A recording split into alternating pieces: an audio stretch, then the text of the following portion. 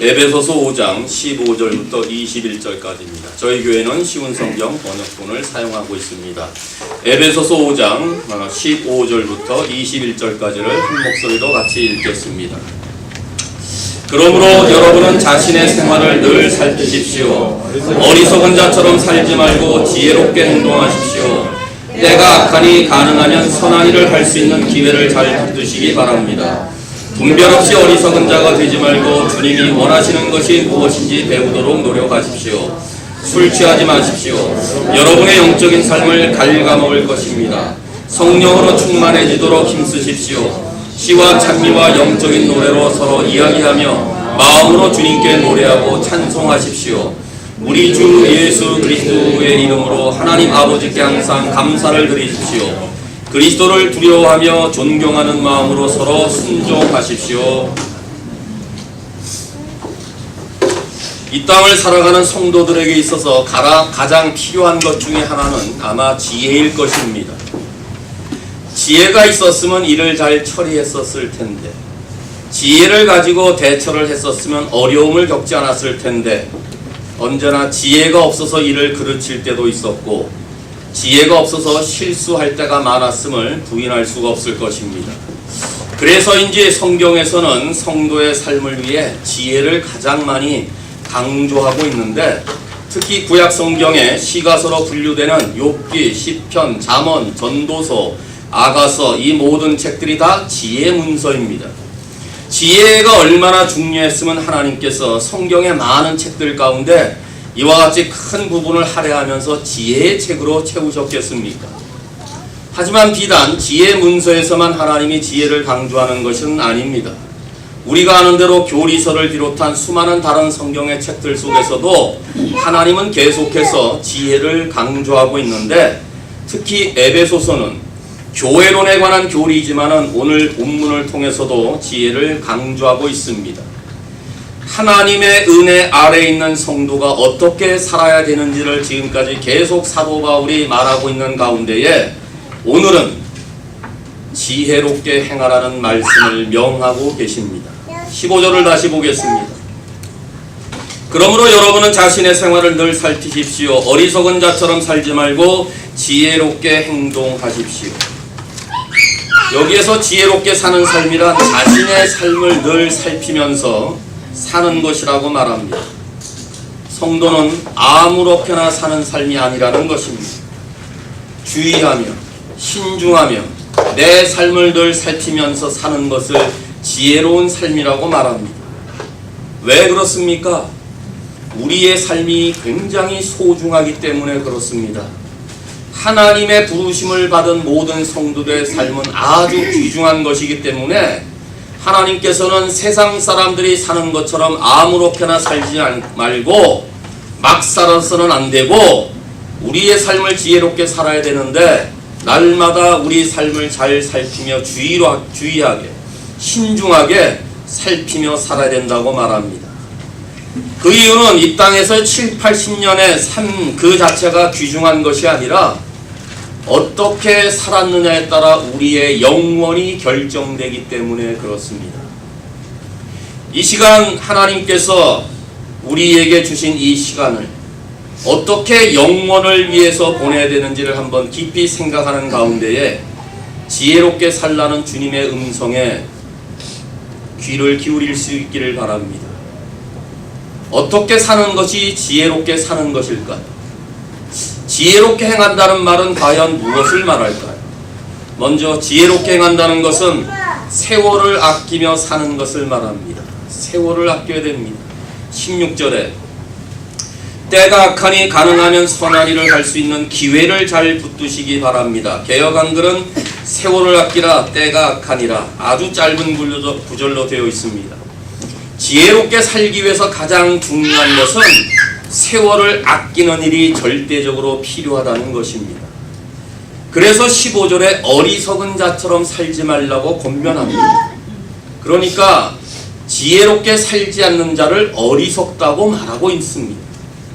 세월을 아끼라는 이 본래 뜻은 시간을 살아, 시간을 속량하라는 단어로 말하고 있습니다. 그래서 영어 성경에는 redeem the time 이런 식으로 번역하기도 합니다. 그러니까 이 단어를 문자적으로 번역하면 시간을 구속하라, 기회를 사라는 의미가 됩니다.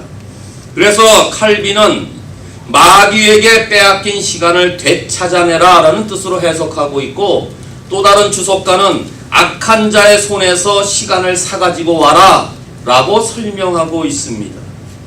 이것을 역으로 말한다면 세월을 아끼지 않는다는 것은 자기의 시간을 마귀에게 빼앗기는 것이다, 이렇게 이해할 수 있습니다. 그래서 우리는 시간을 아껴야 합니다. 악한 자의 손으로부터, 게으른 자의 자리로부터, 이 세상에 사라지는 모든 것들로부터 우리가 시간을 가져와야 됩니다. 그런데 우리는 이 시간을 하나님을 위해 사용할 수도 있고 마귀를 위해 사용할 수 있다는 사실입니다. 그런데 대개 하나님을 위하여 시간을 쓰자고 하면은 핑계가 많고 이유가 많지만은 세상을 위하여 시간을 쓰는 데는 참 관대하고 말이 없습니다. 재미와 오락과 취미 활동을 위해 쓰는 시간은 많지만은 주의 일을 위해 쓰는 시간은 별로 없습니다. 바로 이러한 잘못된 시간표를 고치는 것이 성도로서 세월을 아끼는 것이라고 말하고 있는 것입니다. 그러니 어떠한 대가를 지불해서라도 세상에 빼앗긴 시간을, 잘못 사용하는 그 시간을 내가 반드시 사서 가지고 와야 된다. 이것이 세월을 아끼라는 단어입니다. 물질이 본래 내 것이 아니듯이 시간 또한 그렇습니다. 시간은 우리 하나님께서 여러분들, 저와 여러분들 모두에게 똑같이 일정해 주신, 임시로 주신 선물입니다. 그렇기 때문에 우리는 하나님께서 우리 한 분 한 분에게 맡기신 시간 속에서 주님의 영광을 위해서, 이웃들을 위해서, 하나님 나라와 의를 위해서 시간을 활용해야 한다는 것이 참 청지기라는 이 사실을 잊지 않아야 된다, 그 말입니다. 우리가 하나님의 종으로서 우리에게 준 시간을 낭비하는 것은, 허비하고 있는 것은, 잘못 사용하고 있는 것은 시간의 주인이신 하나님 앞에 범죄하는 행위라, 그 말입니다. 그러니 시간을 낭비하기에는 인생은 너무나 짧습니다. 그래서 시편 기자가 말합니다.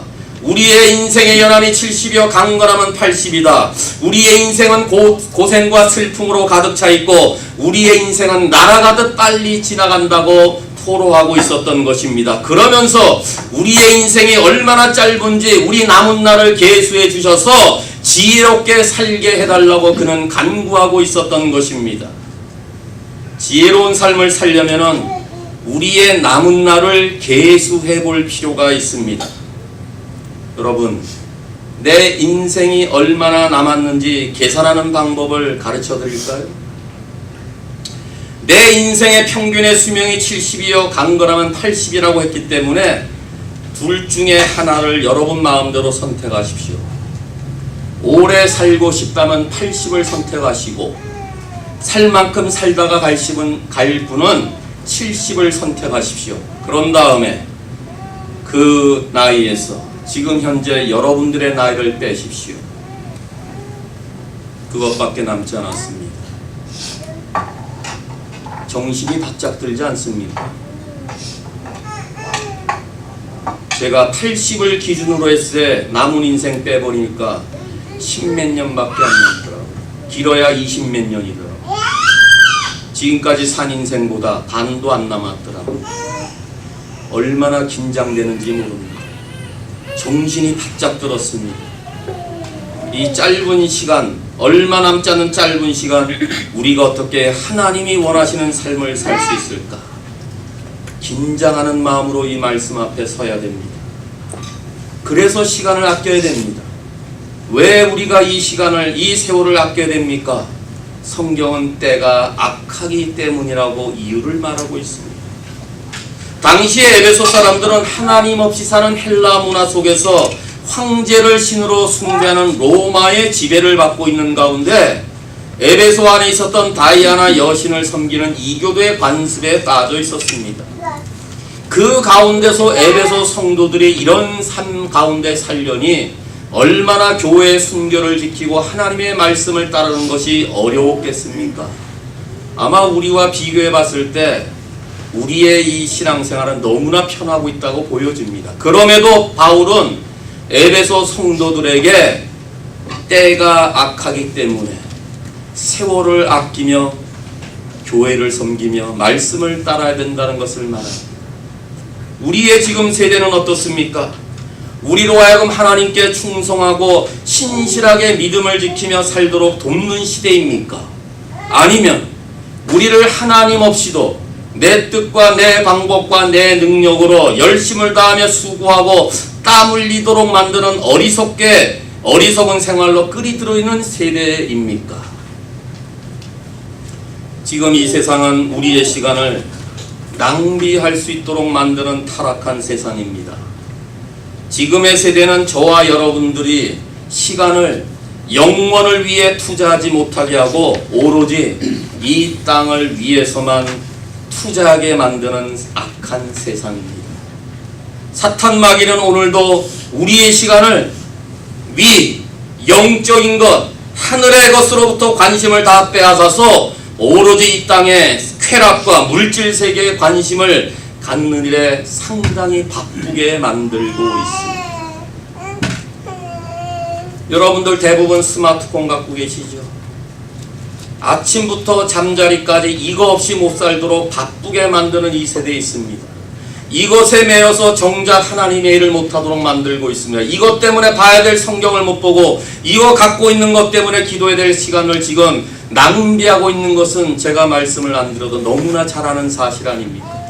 현대 문명의 모든 기기가 하나님을 위해 바쁘게 섬겨야 될 그 시간들을 세상을 위해서, 정보를 얻기 위해서 이거 아니면 살 수 없을 만큼의 우리의 시간을 전부 다 빼앗아가고 있는 악한 세상에 있다는 사실을 명심할 수 있기를 바랍니다.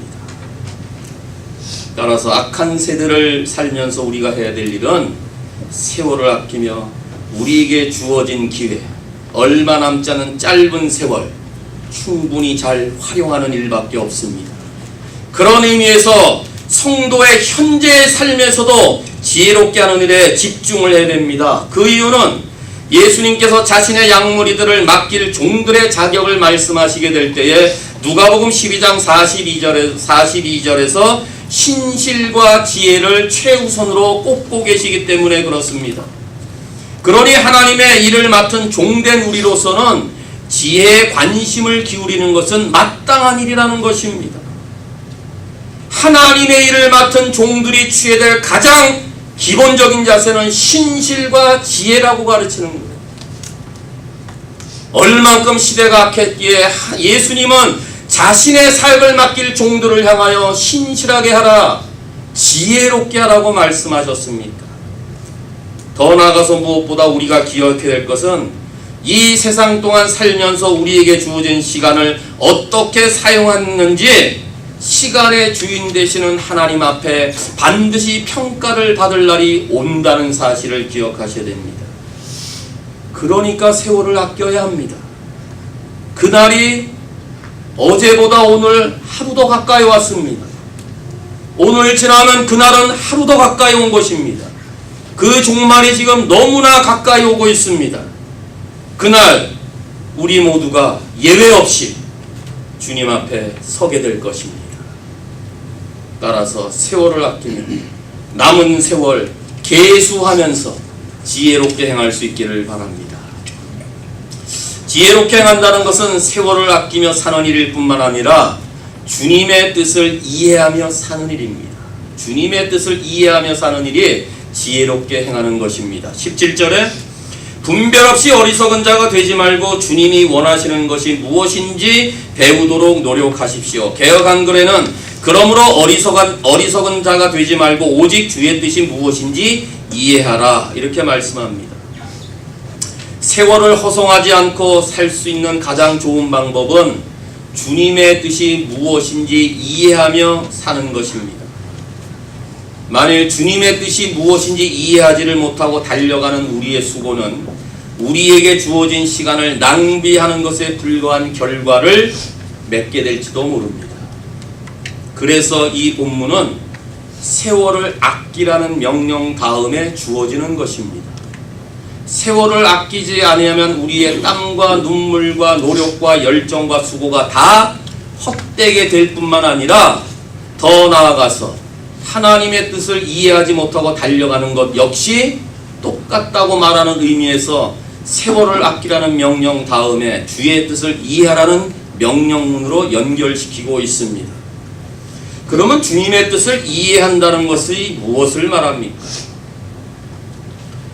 그것은 주님께서 우리에게 무엇을 요구하시는가를 늘 파악하며 그 하나님의 뜻에 순종할 것을 말하는 것입니다. 여러분, 어떤 하나님의 말씀을 이해하면 이해한 것으로 끝내버립니까? 그 말씀을 배우고 알고 이해했다면 어디까지 가요? 순종까지 가는 것을 말할 때 하나님의 말씀을 이해했다고 말하는 것입니다. 오늘도 하나님의 말씀을 듣는다고 말할 때 듣는다는 것은 무엇을 말합니까? 성경은 언제나 듣는 그 말씀은 지키는 것을 말합니다. 구약에서 여호와께서 하나님의 백성이 말할 때 내 말씀을 들어라, 이스라엘에 들어라 라는 이 듣는 말씀은 행동까지 옮겨지는 순종까지를 다루고 있는 단어입니다. 주님의 뜻을 이해하라는 말은 이해하며 끝나는 것이 아니라 이해한 그 말씀대로 따를 것을 말하는 것입니다. 그래서 바울은 주님의 뜻을 이해하지 못하는 것을 또 어리석은 일이다 라고 또 지적하고 있는 것입니다. 세월을 아끼지 아니하고 지혜롭게 살지 못하는 자들에게도 어리석다고 말하고 있는 이 바울은 주님의 뜻을 이해하지 못하는 자들에게도 또 어리석은 자라고 말하고 있다는 사실을 놓쳐서는 아니 됩니다. 이 세상에서 가장 어리석은 사람이 있다면 그것은 나를 창조하신 하나님의 뜻을 이해하지 못하고 내 멋대로 살겠다고 발버둥치는 사람일 것입니다. 우리는 하나님의 부르심을 받은 성도입니다. 하늘나라의 시민권자들입니다. 그렇다면 하늘의 하나님께서 우리에게 바라시는 것은 하늘의 주님의 뜻대로 순종하며 사는 것이 아니겠습니까? 그것은 마치 우리 부모가 자식에게 요구하는 것과 같습니다. 자식은 부모의 뜻을 헤아리면서 악한 데 가까이 가지 아니하고 부모 말씀을 잘 따르는 것이 자식의 도리를 다하는 것이라면 하나님을 아버지라고 부르는 우리 모두도 가야 할 길은 바로 이와 같지 않겠습니까? 따라서 주님의 자녀는 주님의 뜻을 이해해야 합니다. 이해한다의 영어는 아시는 대로 understanding입니다. under라는 단어와 stand라는 두 단어의 합성어가 이해한다의 단어입니다. 다시 말하면 주님의 뜻 아래 내가 들어가는 것입니다. 주님을 이해한다는 말은 주님의 뜻 안에 내가 들어가서 그 주의 뜻 안에 바로 세워진다는 것을 말할 때 understanding이라고 말하는 것입니다. 그러니까 주님의 뜻이 분명하기 때문에 내가 그 안에 들어가는 것입니다. 그럼에도 주님의 뜻이 분명함에도 그것을 무시하고 짓밟는 것은 주님의 자녀가 해서는 절대 안 되는 일입니다. 그런 일은 주님의 원수가 하는 짓입니다. 내가 진실로 하나님의 자녀라면 하나님의 뜻 안에 내 생각, 내 뜻, 내 계획을 다 집어넣고 그 주 뜻 안에 내려놓고 하나님의 뜻이 내 뜻이 되도록 하며 그 하나님의 뜻 안에 내가 지배를 받는 것이다 그 말입니다. 그런데 어떤 교인들은 하나님의 뜻을 알기 위해서 신비로운 체험이나 환상을 의뢰하기도 하고 예언기도를 받으려 다니기도 하는데 이것은 아주 매우 위험한 일입니다. 또한 예수님을 진지하게 따르려고 하는 사람은 누구나 하나님의 뜻을 이루고 싶어 합니다. 그래서인지 많은 경우에 하나님의 뜻이 무엇인지를 발견하려고 애를 씁니다. 하나님의 뜻을 아는 방법을 찾아 세미나에도 다니고 그 비결을 알아내고자 동분서주하는 경우가 참 많습니다. 하지만 하나님의 뜻을 발견하라고 가르치는 성경 구절은 그 어디에도 없습니다. 하나님의 뜻을 알아내라는 성경 구절은 한 군데도 없습니다. 물론 성경은 하나님의 뜻에 관해 가르칩니다. 그러나 주님의 뜻을 이해하기 위한 가장 확실한 길은 성경입니다. 왜요? 성경 안에 하나님의 성품과 하나님의 가르침과 하나님의 교훈이 다 그곳에 계시되어 있기 때문에 그렇습니다. 그래서 주님이 원하시는 것이 무엇인지를 성경을 통해서 배워야 하는 것입니다. 그러니 우리는 나를 향하신 주님의 뜻이 무엇인지를 발견하려고 애를 쓰는 것이 아니라 이미 주신 성경을 통해 우리를 향하신 하나님의 뜻을 이해하며 배우며 그 뜻을 따르는 일에 힘을 더해야 하는 것이 성도에 마땅한 일이다, 그 말입니다. 성도를 향한 주님의 뜻이 무엇인지를 몇 가지 살펴볼까요?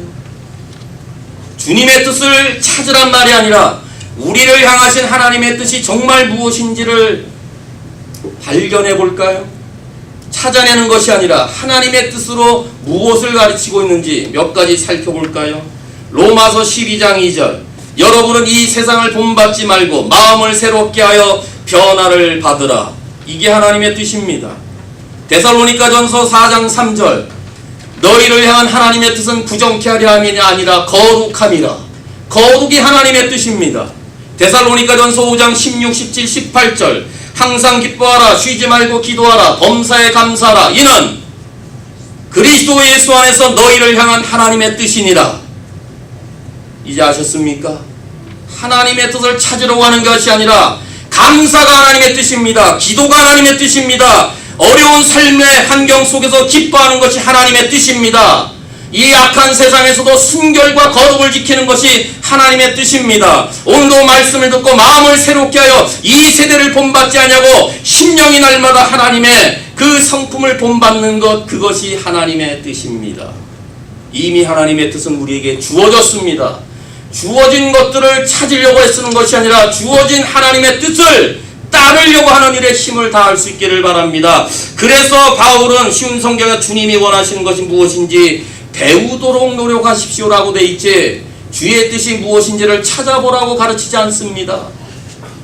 또한 지금까지 상고한 에베소서의 말씀에 따르면 우리가 주님의 뜻을 이해하며 지혜롭게 행하는 길은 무엇입니까? 평안에 매는 줄로 하나 되는 것을 계속 지키는 것입니다. 교회는 연합을 지키는 것이 하나님의 뜻입니다. 지혜와 계시의 정신을 통해서 하나님의 사랑을 깊이 알아가는 것이 우리의 뜻이고 교회의 뜻입니다. 하나님의 아들을 믿는 것과 아는 것에 하나가 되어 모든 분들이 온전하게 되어 그리스도의 장성한 분량까지 충만히 자라는 것이 바로 하나님이 저와 여러분들을 향한 뜻이라는 말씀입니다. 부르심에 합당한 삶을 살되 거룩으로 행하며 사랑으로 행하며 빛의 자녀로 열매로 맺고 사는 일, 이 모두가 다 하나님의 뜻입니다. 그 외에도 성경에서 하나님이 말씀하시는 명령, 이러이러한 것들은 해라, 이러이러한 것들은 하지 말라 라는 모든 하나님의 명령들이 전부가 다 우리를 향한 하나님의 뜻입니다. 이제 아십니까? 하나님의 뜻을 따르려거나 찾으려거나 하나님의 뜻을 알아내라고 하는 성경의 말씀은 없습니다. 그러니 하나님의 뜻을 발견하려는 일에 더 이상 시간을 낭비하지 마시고 하나님의 뜻을 알아내는 방법을 쫓아다니는 일을 중단하시고 이미 주신 하나님의 뜻을 성경을 통하여 늘 배우고 그 뜻이 무엇인지를 이해하며 순종하되 온전히 이것을 따를 수 있기를 바랍니다. 그런데 이 하나님의 뜻을 따르기 위해서는 정말 많은 수고와 노력과 열심과 눈물과 훈련과 인내가 필요한, 하나님의 뜻이 무엇인지 알면서도 이 수고를 하지 않기 위해서, 희생의 대가를 치르지 않기 위해서, 편안하게 살기 위해서 이 일에 헌신하지 않고 하나님의 뜻이 무엇인지를 알면서 이 일에 우선순위를 제일 뒤로 미루는 것 아니겠습니까? 그러므로 주님의 뜻을 이해하기 위해서는 우리의 삶의 우선순위에 지금까지 말씀드린 하나님의 뜻을 먼저 내 앞에 놓고 그것을 따를 수 있기를 바랍니다. 해야 될 일들이 많이 있지만 그 많은 일들 가운데서도 주님이 가장 기뻐하시고 원하시는 일을 우선적으로 하는 일에 더 시간을 투자하고 이미 주신 하나님의 뜻에 더 따르기를 원하는 우선순위의 싸움에서 지지 않기를 바랍니다. 그럴 때 지혜롭게 사는 것임을 말하고 있습니다. 하나님의 뜻과 주님의 요구는 이 세상에서 우리가 얻어야 될 재물이나 권력이 아닙니다. 하나님은 우리 자신을 원하십니다. 내가 주님의 마음과 내가 주님의 뜻에 맞는 사람이 되고 주님을 위해 충성하고 주님만을 사랑하고 그 하나님만을 경외하며 이 땅에 얼마 남지 않았기 때문에 나를 통해서 하나님의 나라와 의가 계속적으로 확장되어지는 이런 사람을 주님이 원하시고 그렇게 사는 것이 주님의 뜻이라는 말씀입니다. 그러므로 이 주님의 뜻을 이해하며 배우며 끝까지 순종함으로 지혜롭게 행하는 모두가 될 수 있기를 바랍니다. 이제 마지막으로 지혜롭게 행한다는 것은 성령의 충만함으로 사는 일입니다. 성령의 충만함. 18절에 술 취하지 마십시오. 여러분의 영적인 삶을 갉아먹을 것입니다. 성령으로 충만해지도록 힘쓰십시오. 개역 한글엔 술 취하지 말라. 이는 방탕한 것이니 오직 성령의 충만함을 받으라. 짧은 구절이지만 여전히 많은 진리를 내포하고 있습니다. 특별히 문법적으로 중요한 것은 성령의 충만함을 받으라는 이 말은 현재 진행형 명령형입니다. 현재 진행형이자 명령문입니다. 성령에 관해서 성경은 여러 가지 말씀을 많이 하고 있는데 성령의 세례, 성령의 내주하심, 성령의 인치심 이런 것들은 참 우리에게 큰 복이 아닙니까? 이와 같은 일은 우리가 예수님을 구세주와 주님으로 영접하는 그 순간에 일어나는 이례적인 사건이자 평생의 한 번의 일입니다.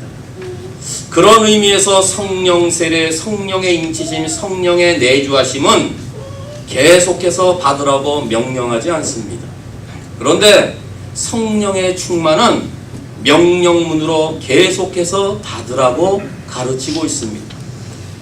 과거에 한번 성령 충만을 받은 것으로 족하지 말고 계속해서 날마다 매 순간마다 성령의 충만으로 채워야 될 것을 명령하고 있습니다. 하나님의 명령이기 때문에 받아도 좋고 안 받아도 좋은 것이 아니라 반드시 받아야 될, 받지 않으면 안 되는 것이 바로 성령 충만한 삶이라는 것입니다.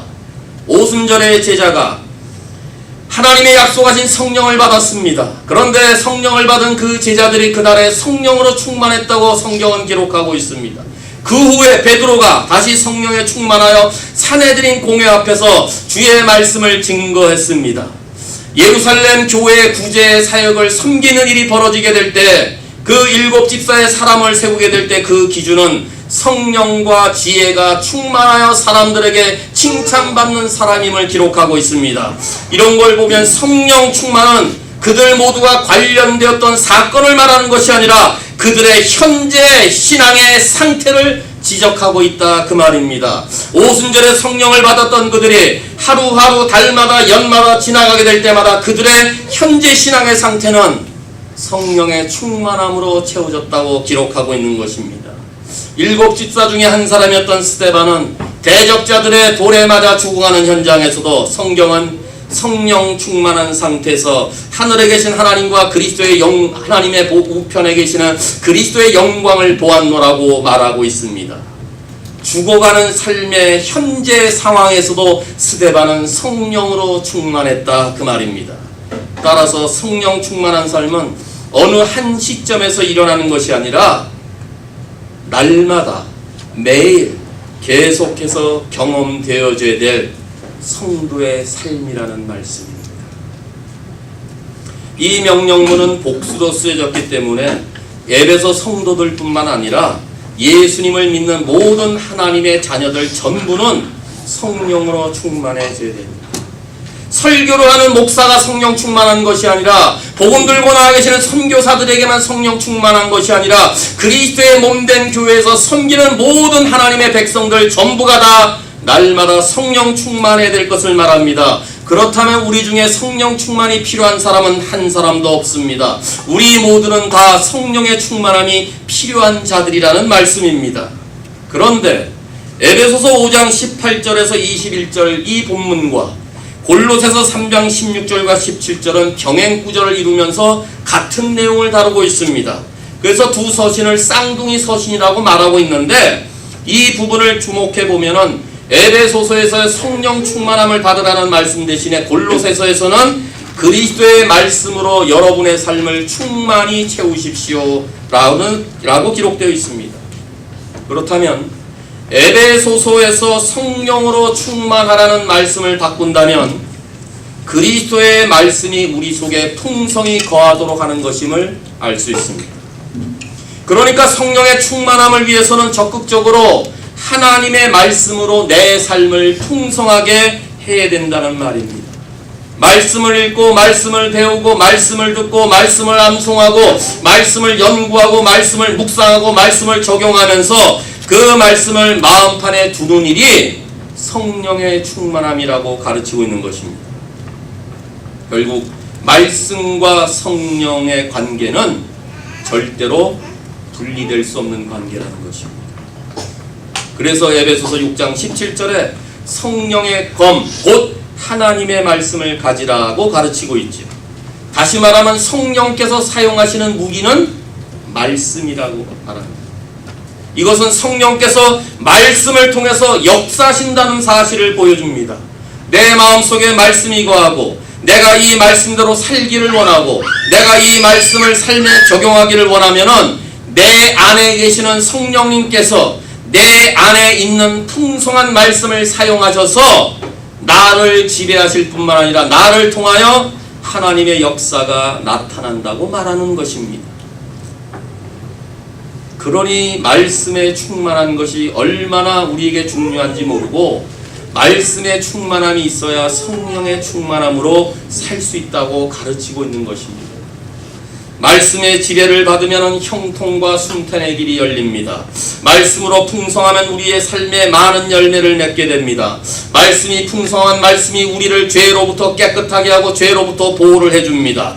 말씀이 우리 안에 풍성히 거하면 날마다 우리의 이민자의 삶 속에 기쁨과 즐거움이 넘쳐날 것이며 말씀의 풍성한 삶이 우리 가운데 넘쳐나면 기도의 능력이 나타나게 될 것입니다. 이처럼 하나님의 말씀이 충만하고 거기에 순종하는 마음은 성령으로 충만하고 성령에 순종하는 것과 똑같다 그 말입니다. 따라서 성령의 충만함으로 지혜롭게 행한다는 것은 하나님의 말씀으로 충만한가에 달려있다 그 말입니다. 그런데 성령의 충만함을 받으라는 말씀을 술 취하지 말라는 구절과 대조를 이루고 있습니다. 술 취하면 어떻습니까? 술이 나를 지배하지 않습니까? 술 취하면 이성을 잃어버립니다. 제멋대로 살게 됩니다. 아나무인격입니다. 반면에 하나님의 성령에 취하면 잃었던 이성을 되찾습니다. 가야 될 방향을 찾게 됩니다. 진리와 생명의 길을 가게 됩니다. 허튼 수작을 부리지 않습니다.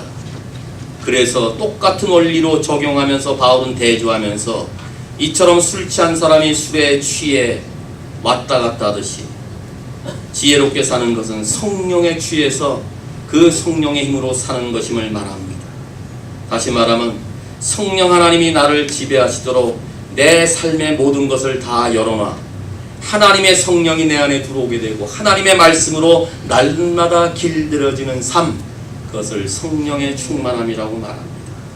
이 말은 수동태로 되어 있기 때문에 엄밀히 말해서 내가 성령을 끌어들이는 것이 아니라 내가 성령의 능력을 자꾸 얻으려고 애쓰는 것이 아니라 성령에 의해서 내가 지배를 받고 성령님에 의해서 내가 움직이는 것이고 성령님의 지배하에 내가 들어가는 것을 말하는 것입니다. 다시 말하면 쉽게 말하면 내 삶 모두가 성령으로 길들여지는 삶이 성령의 충만입니다. 내 뜻, 내 방법, 내 생각을 따르지 아니하고 하나님의 성령으로 길들여지는 삶, 성령의 인도하심을 받는 삶, 성령으로 인하여서만 사는 삶, 이게 성령의 충만입니다. 그러므로 성령의 충만함은 성령의 지배를 받으며 살아야 되는데 이것이야말로 이 세상에서 가장 지혜로운 삶이기 때문에 지혜롭게 행하기 위해서는 성령의 충만함을 받고 하나님의 진리의 말씀에 사로잡혀야 된다는 것을 바울은 말씀하고 있습니다.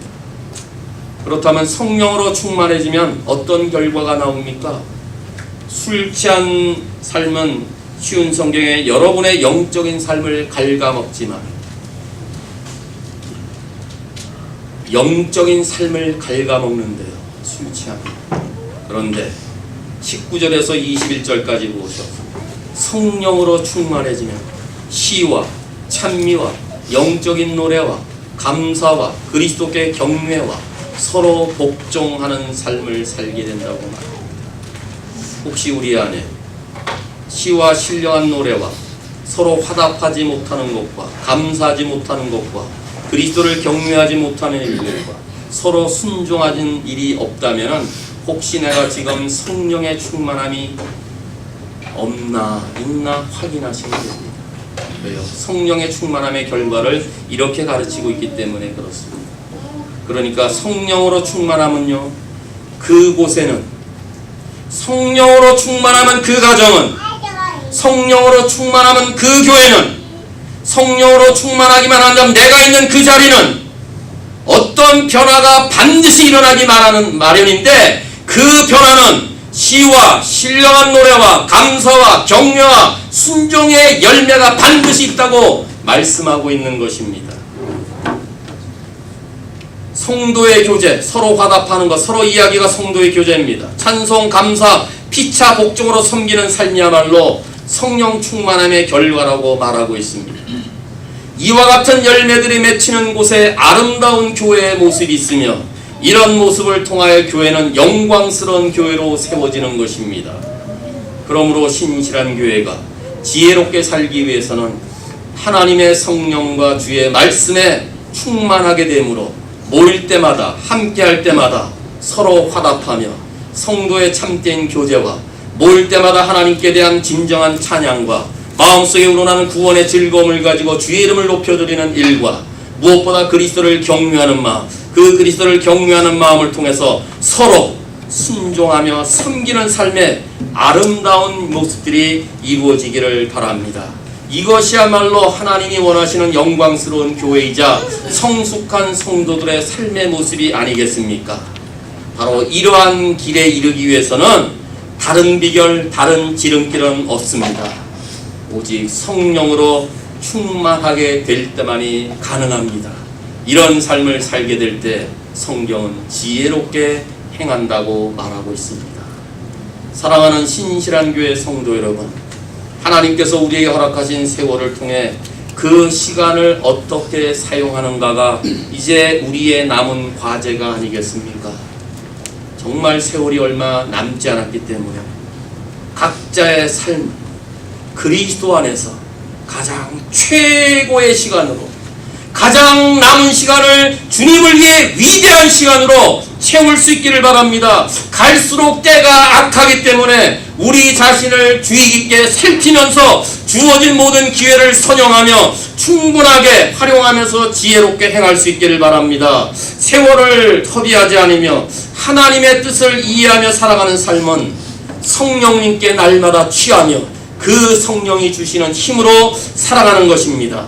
그래서 우리의 행실이 말씀과 성령에 사로잡혀 주님의 다스리심과 주님의 인도하심을 따르는 일을 마땅히 당연히 해야 될 일임을 여기면서 평생 동안 세월을 아끼며 주님의 뜻을 이해하며 그 주의 뜻을 따르며 지혜롭게 행하는 신실한 성도가 될 수 있기를 주님의 이름으로 축원합니다.